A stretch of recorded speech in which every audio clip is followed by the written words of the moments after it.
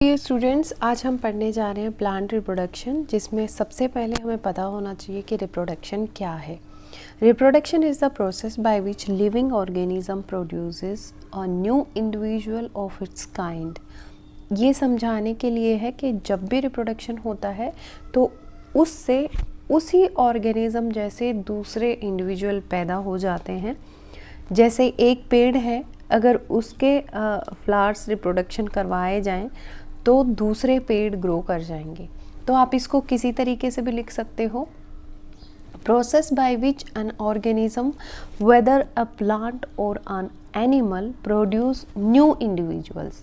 ठीक है, तो यहाँ पे आपको मेन चीज़ क्या याद रखनी है, प्रोडक्शन ऑफ न्यू इंडिविजुअल लिख सकते हो। प्रोडक्शन ऑफ न्यू इंडिविजुअल, ये क्या है? रिप्रोडक्शन। ठीक है, नया इंडिविजुअल पैदा करना ही रिप्रोडक्शन होता है। फिर उसके बाद आपका आता है, किसी भी प्लांट में रिप्रोडक्शन होता है, उससे फ्रूट बनता है, फिर सीड बनता है, फिर सीड फिर से ग्रो करता है।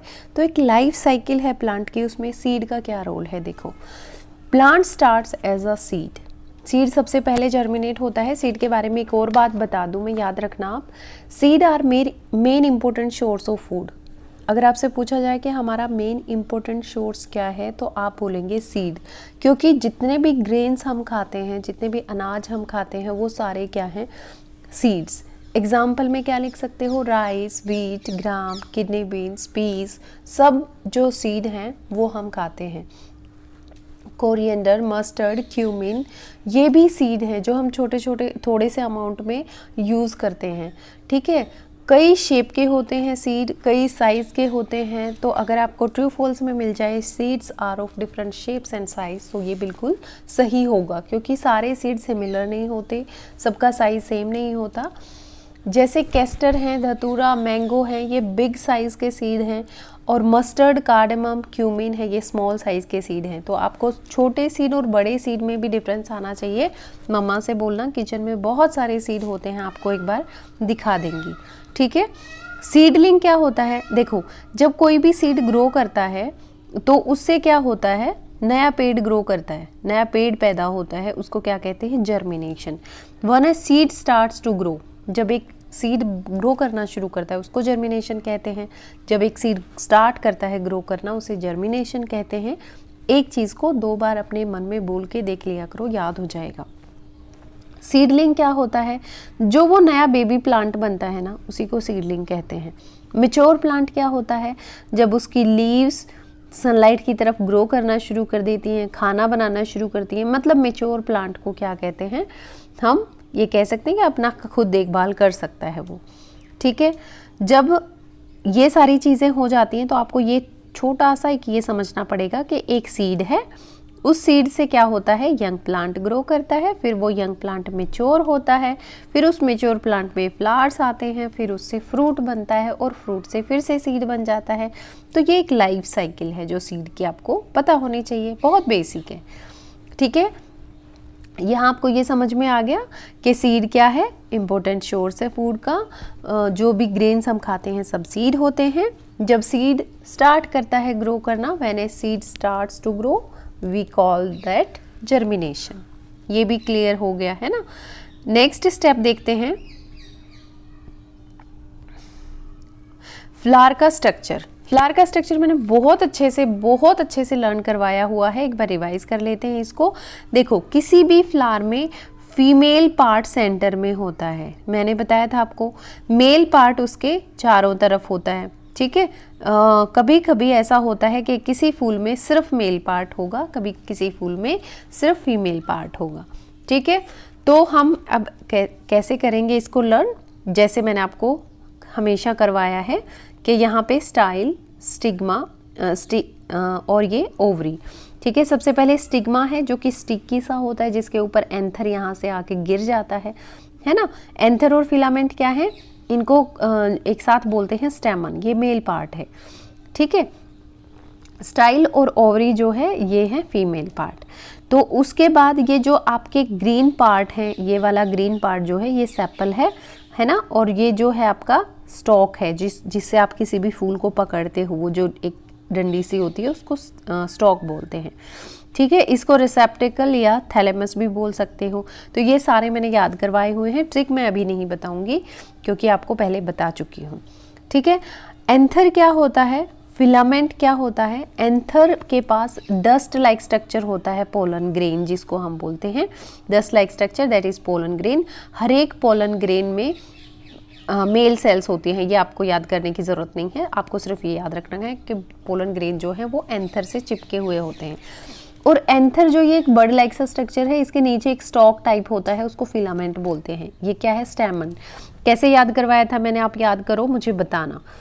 ये MEN है, इसमें भी MEN है ना, है ना। एंथर को हमने एंकर से लर्न किया था, याद करो, जैसे हमने क्लास में किया था वही सब चीज़ें हैं। फिर हमने फीमेल पार्ट को करना है। ठीक है, स्टिकी वाला part style, then sorry stigma sticky, style जो बीच में जो पतली सी ऐसे डंडी होती है, और नीचे ये ओवरी जिसमें बहुत सारे ओव्यूल होते हैं। ये फीमेल पार्ट है जिसको पिस्टिल या कार्पिल आप बोल सकते हो।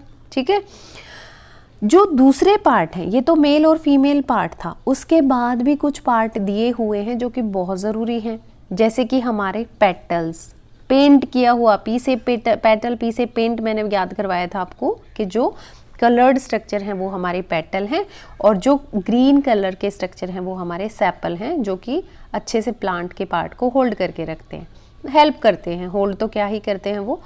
ठीक है, ये हमारे पेटल हैं, सॉरी सेपल हैं, ये कलर्ड पार्ट हमारे पेटल हैं। फिर हम एक बार फिर से ओवरव्यू कर लेते हैं इसका, क्या क्या हमने लर्न किया है। देखो, जो अदर पार्ट है, नेक्ट्री जो थैलेमस को बोला गया है यहाँ पे, रिसेप्टिकल, ठीक है, पेडंकल, स्टॉक और पेरियंथ। नहीं याद करना, जो वर्ड्स आपकी बुक में हैं वो आपने वही याद करने हैं। कार्पेल क्या है, फीमेल ऑर्गन, फीमेल पार्ट। स्टेमन क्या है, मेल पार्ट। पेटल और सेपल। ठीक है, सिर्फ ये आपने करना है, इस पार्ट को आप भूल जाएंगे क्योंकि आपकी बुक में नहीं दिया हुआ, बहुत ज़्यादा वर्ड्स नए नहीं करते हैं। कार्पेल जो है फीमेल, उसमें स्टिग्मा ऊपर स्टिकी वाला, स्टाइल और नीचे ओवरी। एंथर और फिलामेंट ये आपके मेल पार्ट हैं। सेपल, पेटल, और आप ग्रुप ऑफ सेपल और पेटल को।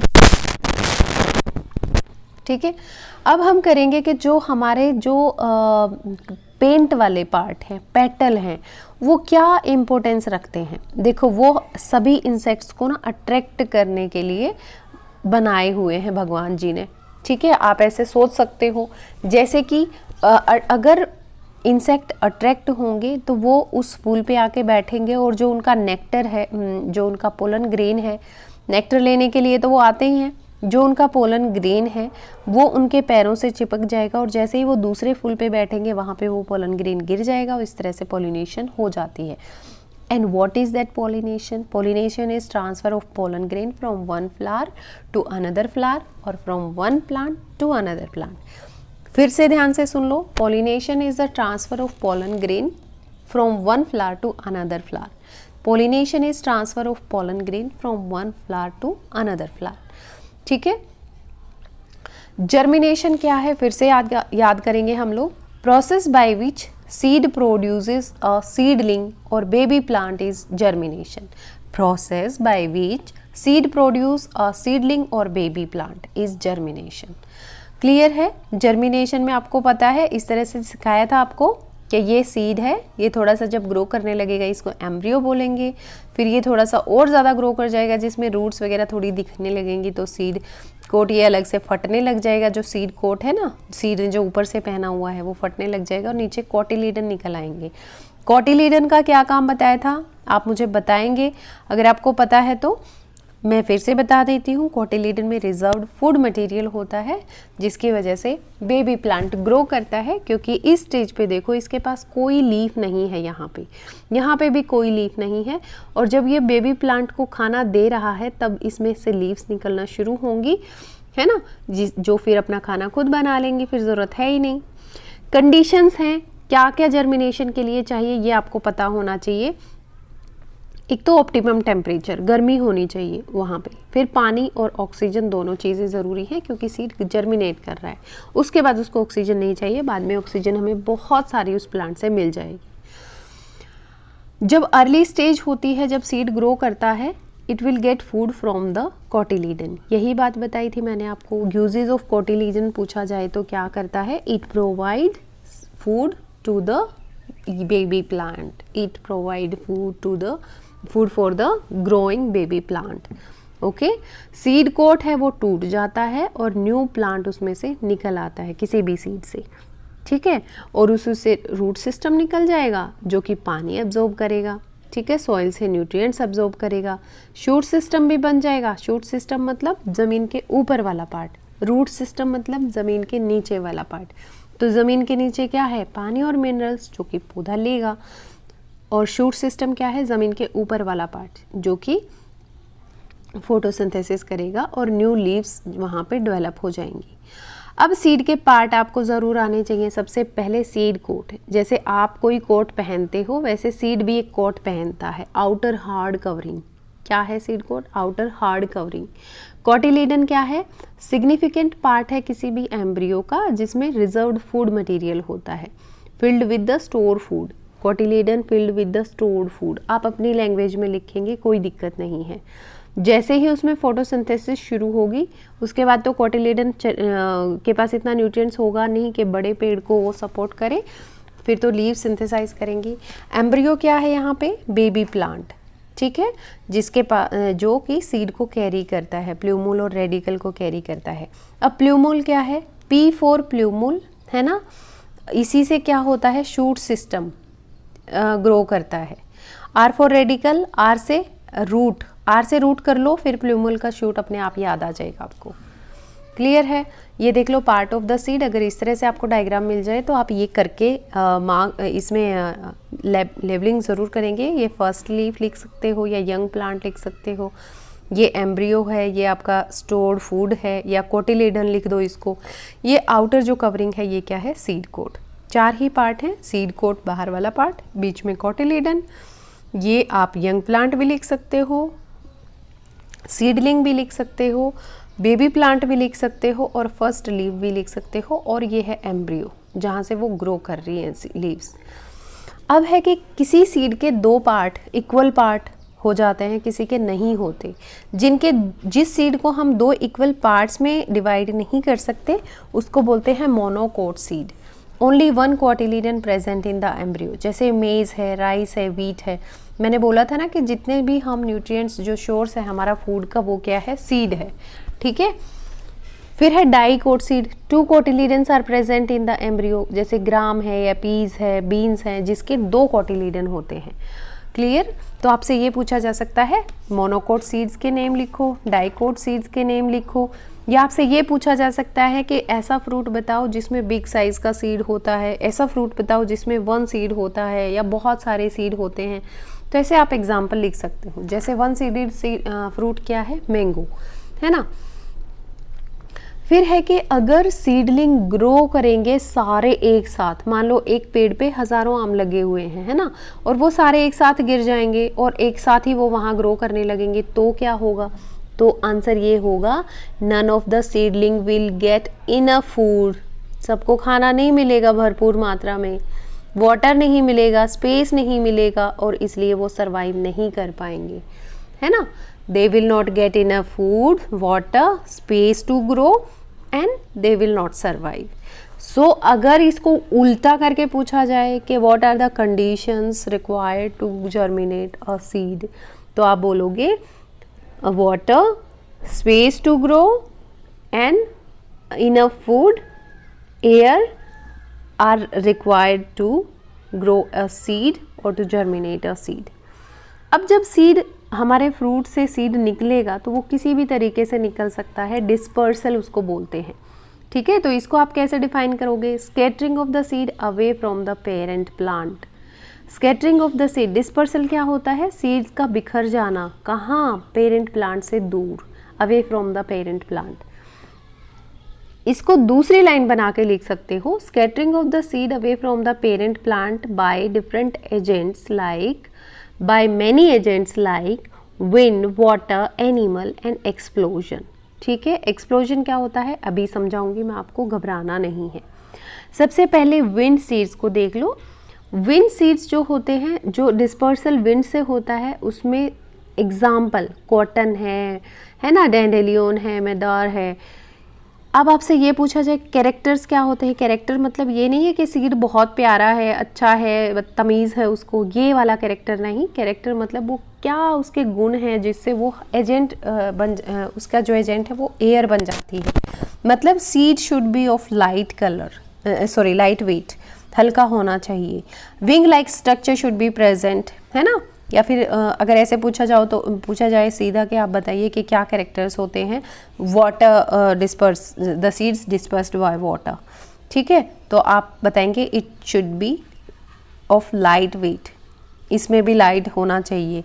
जैसे ये होलो है अंदर से, coconut seed dispersal by water, देखो ये पानी के साथ जा रहा है, वहाँ पेड़ पे लगा था और ये कहीं आ गया है बीच में समुद्र के, पता नहीं किसके पास जाएगा। वाटर लिली, हाइड्रिला, कोकोनट, ये एग्जाम्पल है। हर एक टाइप जो आप पढ़ते हो बच्चे, कोई भी डेफिनेशन आप याद करते हो तो उसमें उसके एग्जाम्पल पहले याद करो ताकि आपको डेफिनेशन लिखने में आसानी हो जाए। अब जब एजेंट है एनिमल तो उस सीड का एग्जाम्पल क्या लिखोगे। एनिमल में ह्यूमन बीइंग भी आता है, human higher form of animal है, कोई बात नहीं, लेकिन जितने फ्रूट्स हैं ना हम खाते हैं वो डिस्पर्स तो हम करते ही हैं। हम क्या वापस सीड को लेकर आते हैं, बिल्कुल नहीं। तो इस तरह से क्या होता है, जैसे कोई बर्ड है उसने खाया और उसने उसको डिस्कार्ड कर दिया कहीं पे ले जाके, आधा खाया, कई बार बंदर उठा ले जाते हैं उसको कहीं गिराते हैं, इसके साथ चला गया। अब ये डॉग है, इसके साथ ही वो कोई सीड है जिसमें हुक लाइक स्ट्रक्चर है।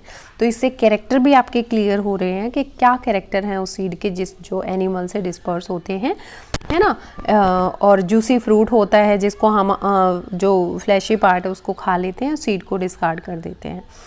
अब जो है एक्सप्लोजन ऑफ फ्रूट, ये देखो ज़्यादातर ना इसमें फलियां हैं, फली जैसे बीन्स है, पीस है, बलसम है, तो ये क्या है ऐसे एक्सप्लोज हो जाते हैं, ये फलियां फट जाती हैं, इस तरह से स्ट्रक्चर होता है।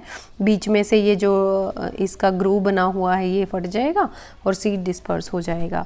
तो एक्सप्लोजन ऑफ फ्रूट में आप सीड के कैरेक्टर भी लिख सकते हो, एग्जाम्पल याद होंगे तो और भी अच्छी बात है ना। तो ये था हमारा चैप्टर और मुझे लगता है कि आपको ये पूरा क्लियर हो गया है। अगर नहीं कोई हो रहा है कोई चीज़ का, एक मैं वो बताना भूल गई आपको, growing plants from stem, root and leaves, ये वाला पार्ट रहता है, ये मैं कल करवा दूंगी। अगर आपको ये अच्छी लगी तो लाइक ज़रूर कर देना और मेरी वीडियो अकेले नहीं देखना, मम्मा के साथ बैठ के देखना ताकि वो आपसे क्वेश्चन पूछें और आप उनको पता चले कि आपको समझ आ गई है कि नहीं आ गई है, ठीक है।